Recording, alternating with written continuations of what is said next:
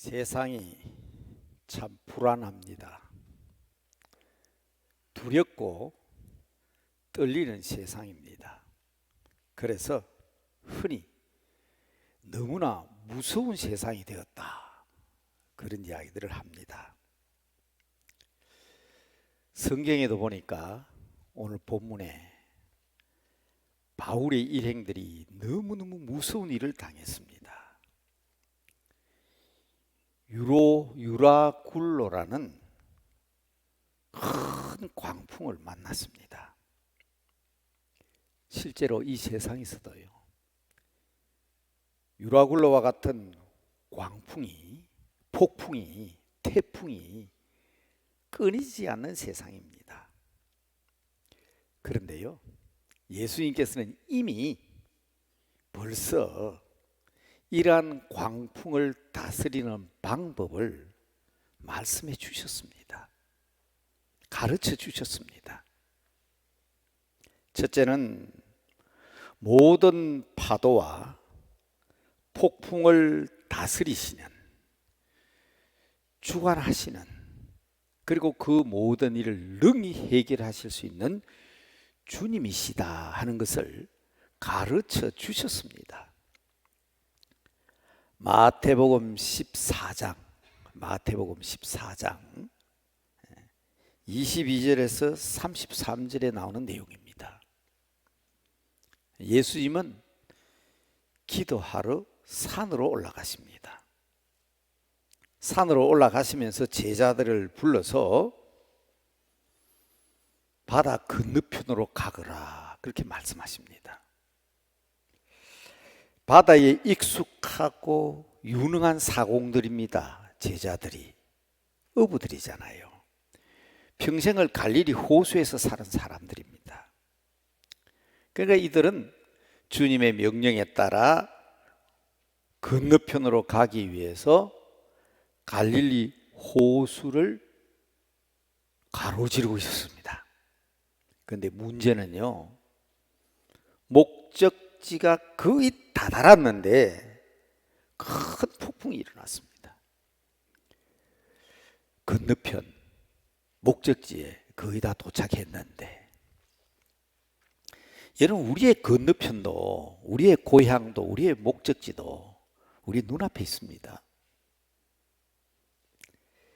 그 나라를 향하여 나아가는 우리들의 이야기일 수 있다는 것을 기억하셔야 합니다. 옛날에는 그러셨죠. 연세가 드시고 세상을 떠나시고 나이 많은 어른들을 보면 그렇는가 생각했는데, 아하, 나에게도 가까워졌구나, 이런 생각들 하시죠. 그런데 그때 태풍이 왔단 말이에요. 폭풍이 왔단 말입니다. 몸부림을 치면서 제자들의 힘으로 애를 썼지만 파도를 벗어나기 어려웠습니다. 그때 나타난 시커먼 그림자, 공포에 쌓인 제자들이 유령인가 하여 소리를 칩니다. 그때 우리 주님께서 말씀하십니다. 마태복음 14장 27절입니다. 안심하라, 나니 두려워하지 말라. 한번 따라 합시다. 안심하라, 나니 두려워하지 말라. 믿으시기 바랍니다. 두려워하지 마십시오. 주님이 언제나 여러분들에게 다가오셔서 여러분들의 위기를 아시고 극복하게 해 주십니다. 이게 우리 믿음입니다. 긴급한 상황이죠. 예수님은 산에 기도하러 올라가셨다고.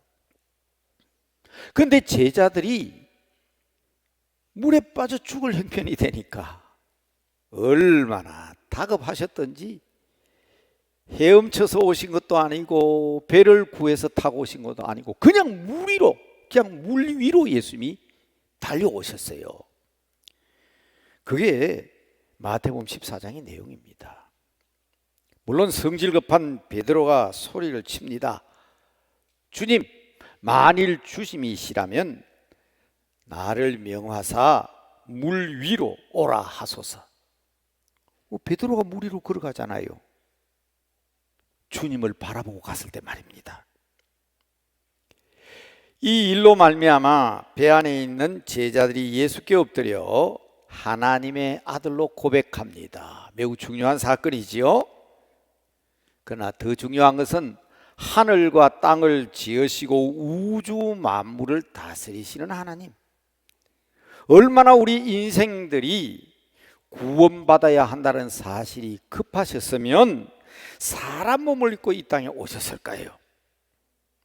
그 아들 예수 그리스도, 우리의 고백이 매우 중요합니다. 그분과 함께 한다면, 그분이 나에게 다가오신다면, 그분에게 나의 소원을 아뢰고 내가 기도하고 구한다면 인생의 파도, 삶의 풍랑, 해결할 수 없는 문제가 없다는 사실을 확실하게 믿는 여러분들 되시기를 바랍니다. 이게 우리 신앙입니다. 믿음입니다. 우리보다요 더 급하게 여기신 분은 예수님입니다. 아브라함이 자기 아들 이삭을 칼로 내려치려고 할 때에 하나님이 얼마나 급하셨으면 아브라함아, 아브라함아, 영급히 아브라함의 이름을 부르면서 그 아이에게 손을 대지 말라고 하셨잖아요. 얼마나 급하셨으면 예수님께서 물 위로 걸어오셨겠습니까? 그 언덕에서 기도하시던 주님이 말입니다. 그런데 중요한 것은 다 알고 계세요. 다 알고 계세요. 다 아신다고.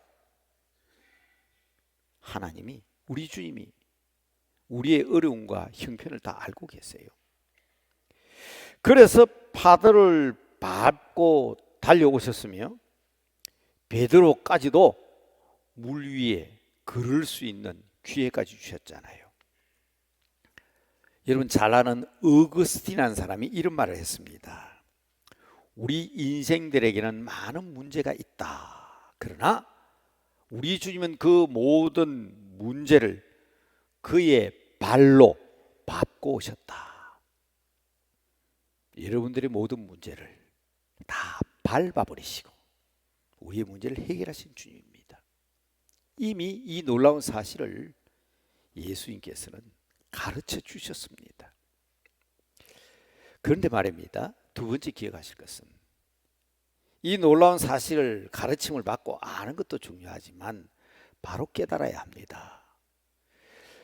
주님을 모시고 산다면, 그분과 함께 한다면 해결되는 것이 분명하지만 주님을 모시고 살면서도 주님을 인정하지 않는 놀라운 풍랑이 있었습니다.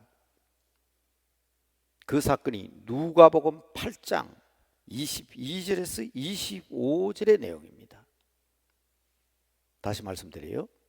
누가복음 8장 22절에서 25절입니다. 예수님 모시고 있었어요.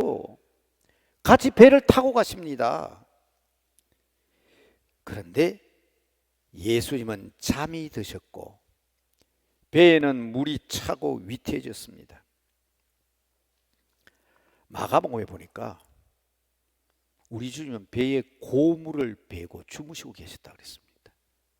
그렇게 파도가 치고 폭풍이 일어나는데 말입니다. 여러분 예수님 모신 어부들로서는 아마도 예수님을 목수 정도로 생각했을 겁니다. 그들 자신의 힘으로 바다의 풍랑을 다스리려고 했던 것으로 보입니다. 몇 주 전에 제가 말씀드렸죠. 권사님이 17살에 결혼해서 50년 동안 밥을 했는데 50년 정도 밥을 하면 전문가인 줄 알았는데 내가 전문가가 아니더라. 어떤 때는 떡밥하고 어떤 때는 고두밥하고 어떤 때는 된밥하고 어떤 때는 진밥하고 나 전문가가 아니더라. 그러시면서 근사님이 하신 말씀이 내가 전문가가 아니니까 주님께 맡겨야 된다. 그래서 밥솥에 밥을 앉혀놓고 반드시 기도한다는 거예요.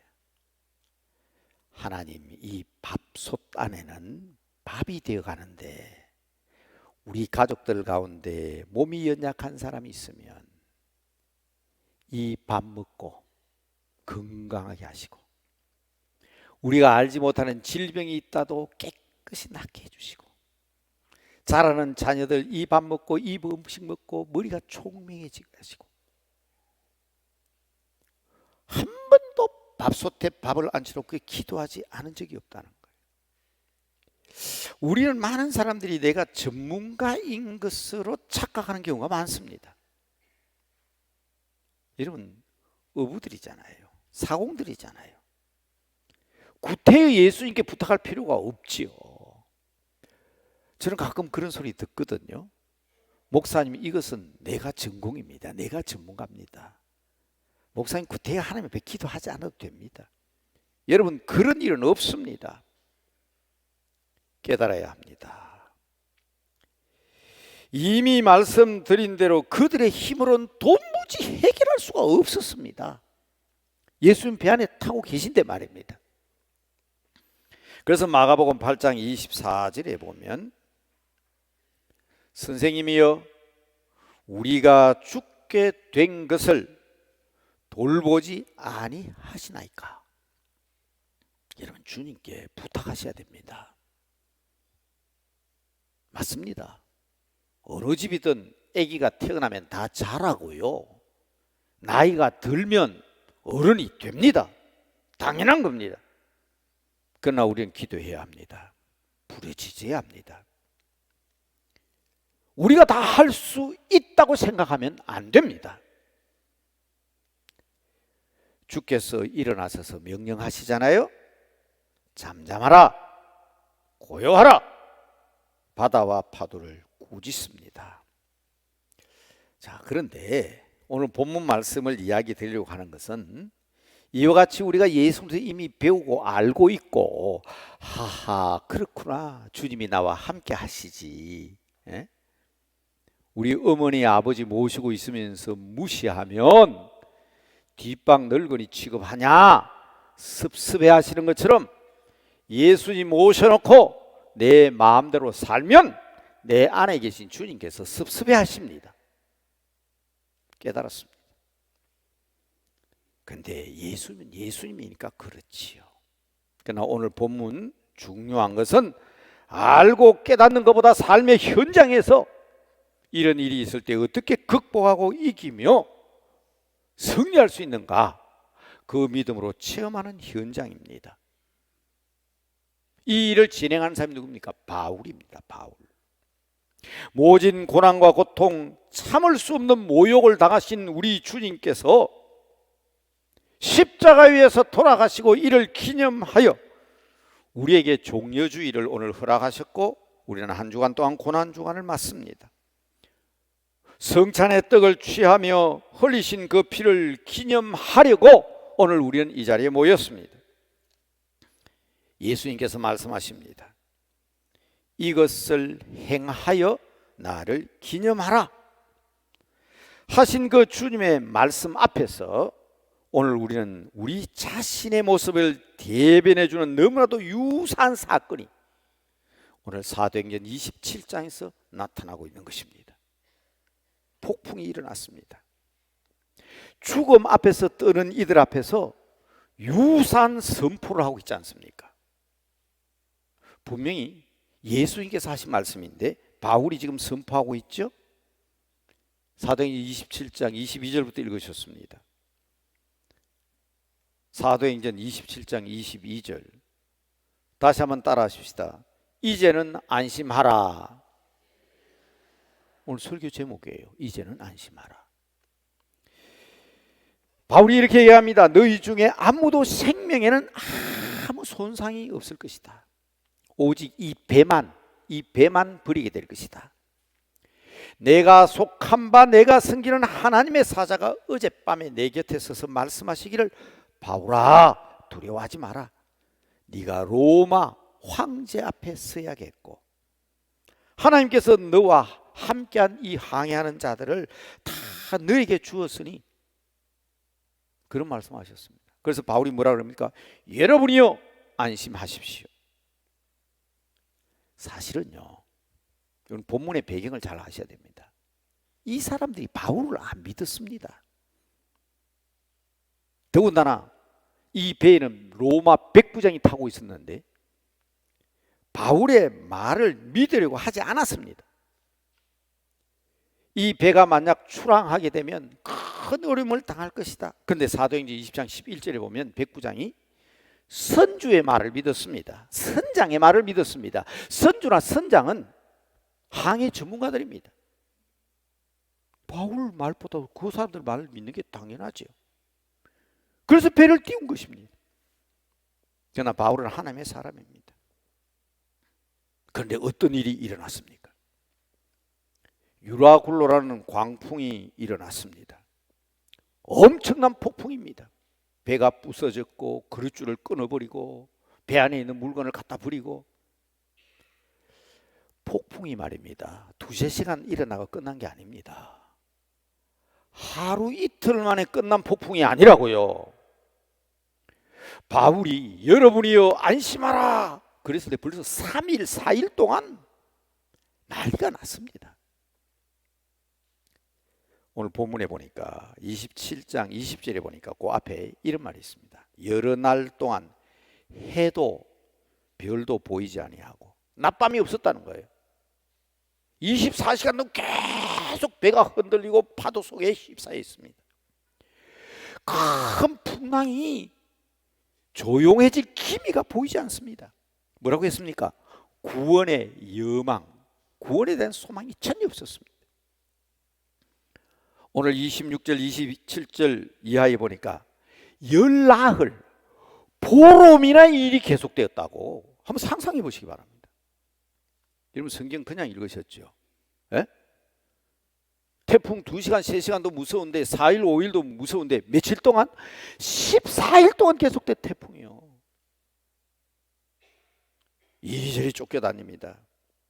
더 문제는 굶었습니다. 아무것도 먹을 수가 없었습니다. 이걸 보고 사공들은 바다의 전문가니까 배를 버리고 도망가려고 합니다. 그럼 어떻게 됩니까? 더 큰 문제가 생기잖아요. 더군다나 이 죄수들 때문이다 해가지고 바울 일행을 다 죽이려고 합니다. 배는 부서지고 그릇줄은 끊어지고 모든 음식과 물건은 바다에 다 버렸고 보름이나 굶었고 살 수 있는 가망도 없고. 여러분 그런 일 겪어보셨습니까? 당해보셨어요? 여러분 그런 고난과 고통 후에 놀라운 일이 벌어지는 건데 이거 이겨낼 수 있습니까? 저는 이보다 더 극한 상황을 겪으면서 저는 예수님을 만난 사람입니다. 보름을 굶어요? 한 달, 두 달 물만 먹고 한 살아보죠. 중간중간 먹긴 했지만 겪어본 사람은 알아요. 그런데 여러분 그때마다 우리를 지탱하게 하는 힘이 뭔지 아십니까? 아무리 굶고 배고프고 고통스럽고 힘들어도 지옥보다 더할까요? 그러니까 우리 주님께서는 우리를 구원하시기 위해서 굶고 배고프고 힘들고 어려운 일도 겪기가 힘드니까 예수님께서 대신하여 고난당하시고 십자가 지신 거예요. 이게 있어서는 안 됩니다. 고난주간 한 주간 동안 새벽기도 나오는 게 힘드시다고? 옛날에 우리 어른들은 고난주간 되면 일주일 동안 세 끼 금식까지 했어요. 올해는 선포를 안 했지만 몇 년 전에 고난주간 일주일 하루에 한 끼씩 금식하자 해도 저한테 항의하는 사람이 있었어요. 그러니까 여러분 이런 극한 상황 속에 있을 때에 여러분 정신 차려야 합니다. 이제는 우리가 이런 말을 알아들을 때가 됐지 않습니까? 예? 정신 차리셔야 돼요. 죄수들입니다. 장사꾼들입니다. 사공들이 있습니다. 군인들이 있습니다. 그런데 그 중에 제일 초라한 사람, 키가 작고 머리는 다 빠져서 대머리에다가, 코는 매부리 코에다가 눈썹은 붙었고, 제가 램지라는 사람이 쓴 바울의 외모에 대해서 글을 읽은 적이 있거든요. 그래서 제가 여러분에게 소개하는 거예요. 키는 작지요, 눈썹은 붙었고, 사람 얼굴같이 안 생겼어요. 머리는 대머리예요. 키는 작습니다. 다리는 안짱다리예요. 안짱다리. 그 몰골을 생각해 볼 수 있겠습니까? 지금 이 고통 가운데 게다가 쇠사슬에 묶여 있습니다. 제수복을 입었습니다. 볼품없는 사나이입니다. 누가 그 말을 들으려고 하겠습니까? 근데 이 사나이가 사람들 앞에 섰습니다. 여러분 어쩌시렵니까? 코로나를 겪었고 시대적 상황을 통해 주신 말씀을 듣고도 아직도 외모만 보시렵니까? 아직도 시골뜨기니까, 볼품없는 사람이니까 그렇게 생각하시면서 무시하시렵니까? 말씀 잘 들으시기 바랍니다. 사도행전 27장 33절 읽습니다. 바로 이렇게 생긴 사람이, 날이 새어가며 이렇게 생긴 바울이 여러 사람들에게 얘기합니다. 먹어라, 음식 먹어라.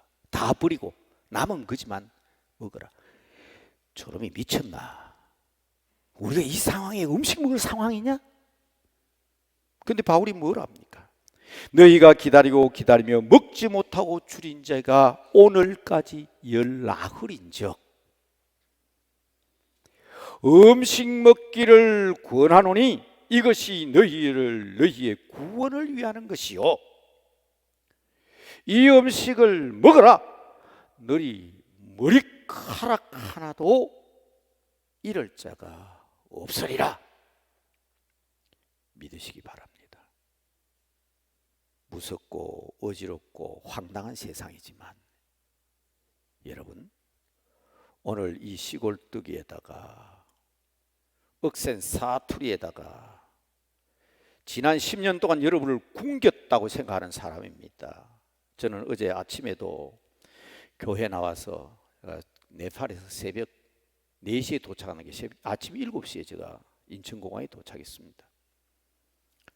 교회 와서 기도하고 저녁에 성찬상을 둘러보고 여기서 기도하면서 제가 그런 생각을 했습니다. 저도 모르게 눈물이 나더라고요. 하나님, 우리 교인들이 불만이 많습니다. 지난 10몇 년 동안 이 시골뜨기 사투리 때문에 많이 굶었답니다. 그러나 오늘은 먹여야 되겠습니다. 성찬상 앞에서 우리 주님이 나를 기념하라고 하셨던 말씀을 기억하면서, 맞습니다, 10년 동안 영적으로 갈급해 하시던 여러분 압니다. 그러나 용서하십시오. 저도 밤낮 없이 옥상에서, 종탑에서, 강단에서 기도하던 사람입니다. 이제 굶주린 여러분 앞에서 저는 저의 모든 것을 내려놓겠다고 약속하고 선언했습니다. 그러나 오늘 호소합니다. 이 떡을 드셔야 합니다. 이 말씀을 받아 먹으셔야 합니다. 그래야 구원을 얻습니다. 이것은 너희의 구원을 위한 것이라고 그랬습니다. 여러분, 단 한 사람도 천국까지 가는 데 있어서 머리칼 하나도 상함이 없이 주님의 백성으로 다 천국 갈 수 있는 여러분들 될 수 있기를 주님의 이름으로 축복합니다. 사도행전 27장 35절 바울이 하는 거 보십시오. 예수님 하시는 것과 똑같이 합니다. 오늘 저도 똑같이 할 겁니다. 읽을까요? 떡을 가져다가 모든 사람 앞에서 하나님께 축사하고 떡을 떼어 먹기를 시작하매 그들도 다 안심하고 받아 먹었다. 배에 있는 사람의 숫자를 헤아려 보니 276명이었다. 저는 이 시간 마지막으로 권면합니다. 여러분 모두가 다 바로 이 276명이 되기를 원합니다. 뭐라고 했어요? 음식 먹기를 권하니 이것이 너희의 구원을 위한 것이라. 너희 머리카락 하나도 잃을 자가 없으리라. 머리카락 하나 상하지 않고 살아난 276명입니다. 여러분, 질문입니다. 이 276명이 어떤 사람이 되었을까요? 276명 중에는 선원도 있었고 죄수도 있었고 군사도 있었고 장사꾼도 있었습니다. 배운 자도 있었겠지만 무식한 사람들도 있었습니다. 부유한 사람들도 있었지만 가난한 사람도 있었습니다. 자, 이런 사람들 보름 이상 고난과 고통을 당하고 죽음을 이기고 바울이 축산 떡을 떼어 먹고 살았습니다. 어떤 사람이 되었을까요? 이들이 가족을 만나서 입을 다물고 있었을까요? 저는 비행기 한 2시간 연착된 걸 그걸 참지 못해가지고 새벽 4시 50분에 도착한다는 게 7시에 도착했다. 아침에 마중 나오는 사위 보고 저 그 얘기를 안 할 수 없더라고. 그런데 이런 고통을 당한 사람이 가족들이 입 다물고 있었을까요? 생각해 보시기 바랍니다. 보름 동안이나 굶고 헤매던 이들이 그 볼품없는 죄수가 축사하고 주는 떡을 먹었는데 그 말씀대로 이루어졌다. 친구들을 만났을 때에 이 사람들이 입 다물고 있었을까요? 이 276명이 나이가 들어서 자식을 낳고 손주를 낳아 기르면서 이 얘기를 하지 않았다고 생각하십니까? 여러분은 이런 폭풍과 죽음에서 구원받은 적이 있는 사람들 아닙니까? 저는 이 일을 겪은 자로서 침묵할 수가 없어서 세상 명예, 권세, 세상 평안함, 안목, 물질 다 버리고 그 목사가 되기로 결심한 사람입니다. 그렇다면 여러분의 간증과 여러분의 체험이 어떤 결과를 가져와야 된다고 생각하십니까? 바로 이들은 로마 교회의 주축 인물들이 되었습니다. 2000년의 역사가 지났지만 오늘날 우리가 말하는 교회의 시발은 로마서부터 시작됩니다. 그래서 천주교에서는 지금도 로마 교회가 세계교회의 어머니라고 얘기하잖아요. 그 로마 교회의 주축이 되고 로마 교회를 섬겼던 최초의 우리 신약 성경에서 말하는 교회의 중심이 왜 예루살렘이 있지 않고 안디옥이 있지 않고 왜 로마가 되었을까요? 바로 이 276명이 세계 선교의 기초가 되었습니다. 2000년의 기독교 역사, 아니 두고 우리 주님 오실 그때까지 증거될 체험이 바로 이 바다에서 유라굴로라는 광풍 가운데 성창에 임했던 이들로 말미암습니다. 사랑하는 성도 여러분, 이제 우리는 149장 찬송을 부르면서 주님의 십자가를 생각하면서 이 성찬 예식에 참여하게 될 것입니다. 바로 이 주님을 생각하면서 우리가 이 능력과 이 놀라운 사실을 그렇습니다. 바다 위로 달려오셨던 주님께서 내가 파도를 다스리는 자다. 배 위에서 고물을 베고 주무시던 주님께서 우리에게 무엇을 원하시는지 우리는 알고 깨달았습니다. 이 놀라운 사실을 알았던 사도 바울은 자기를 무시하고 죽이려고 하고 죄수로서 인간 취급을 하지 않았지만 그 초라한 모습으로 하나님의 사자로서 주의 사자로서 자기 역할을 감당했습니다. 저는 오늘 여러분들에게 바로 이 성찬에 참여하는 여러분들에게 무서운 세상, 폭풍이 가득한 이 세상에 살지만 우리는 이 276명처럼 온전한 구원을 이루고 머리카락 하나 상하지 아니하고 천국길에 들어설 수 있는 놀라운 주의 백성들이 다 되시기를 주님의 이름으로 축복합니다. 축복합니다.